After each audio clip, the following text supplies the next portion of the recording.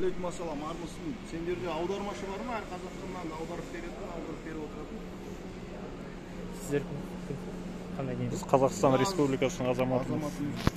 Мен түсінбеймін да орысша. Иә, қазақ тілде қайтарылу керек та. Негізі қазақ тілде болу керек, бірақ та орыс тілде қайталау керексің. Басшыларына айту керек оны. Администрацияны шақырасың ба? Фракцияны шақырып аласың. Көп.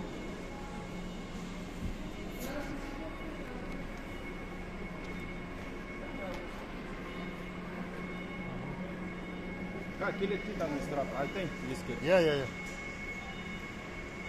Короче, ешқандай жоқ. Қазақша көрнекті ақпарат жоқ. Көрермендер өздеріңіз көріп тұрғандай. Сулпак дүкені, Гранд парктың ішіндегі Сулпак.